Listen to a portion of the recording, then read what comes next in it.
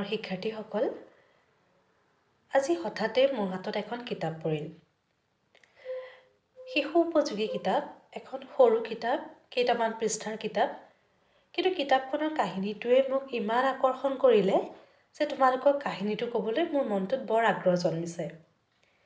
সেয়ে তোমালোকক কিতাপখনৰ কাহিনীটো কৈ দিবলৈ লৈছোঁ। কিতাপখনৰ নাম ৰঙা আৰু নীলা পেঞ্চিল দুডাল। কাহিনীটো এনেকুৱা যে এখন ষ্টেচনাৰী দোকানত ৰঙা আৰু নীলা দুডাল পেঞ্চিল আছিল। কাৰোবাৰ হাতত বিক্ৰী হ'বৰ বাবে দুইডাল পেঞ্চিলে বৰ আগ্ৰহেৰে বাট চাই আছিল। নিজৰ ভৱিষ্যতনো কেনে হ'ব সেই কথা দুয়ো জানিব বিচাৰিছিল। এদিন ৰঙা পেঞ্চিলডাল কিনিলে সেনাবাহিনীৰ এজন জোৱানে। তেওঁ পেঞ্চিলডাল নিজৰ পকেটত ভৰাই লৈ গ'ল।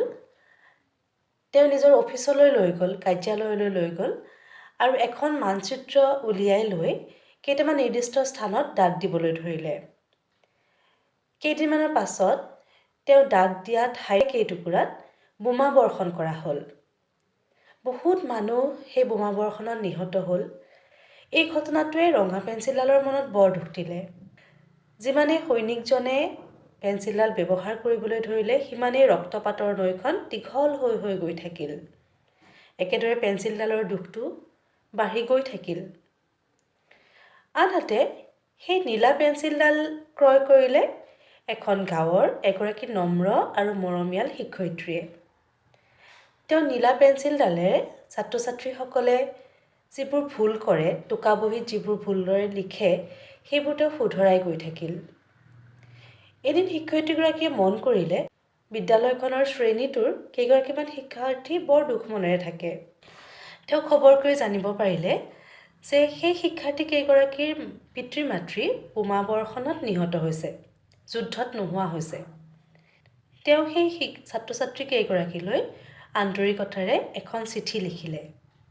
চিঠিখনত তেওঁ লিখিলে যে তোমালোকে দুখ কৰি নাথাকিবা, তোমালোকে যদি ভালদৰে পঢ়া শুনা কৰা তেন্তে তোমালোকৰ মা দেউতা য'তেই আছে তাতে বৰ শান্তিৰে থাকিব।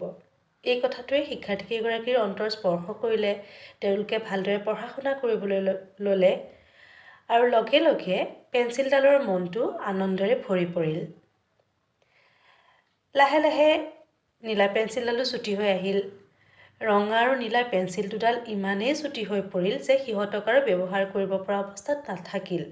হাতেৰে আৰু সিহঁতক ধৰিব নোৱাৰা হ'ল। আৰু ভাগ্যৰ জোৰত দুইডাল পেঞ্চিলেই আহি পৰিল একেটা আৱৰ্জনাৰ দমতে। দুইডাল পেঞ্চিলে ইডালে আনডালক দেখি অতিশয় আনন্দিত হৈ পৰিল। দুয়োৱে নিজৰ জীৱনৰ কাহিনী ক'বলৈ ধৰিলে। ৰঙা পেঞ্চিলডালে খুব দুখেৰে নিজৰ জীৱনৰ কাহিনী ক'বলৈ ধৰিলে। কেনেকৈ তেওঁ সেই সৈনিকজনৰ হাতত থাকিব লগা হ'ল, কেনেকৈ বহুত মানুহ তেওঁ দাগ দিয়া ঠাইত মৃত্যুবৰণ কৰিব লগা হ'ল। খুব দুখ মনেৰে পেঞ্চিলডালে নিজৰ জীৱনৰ কাহিনী ক'বলৈ ধৰিলে।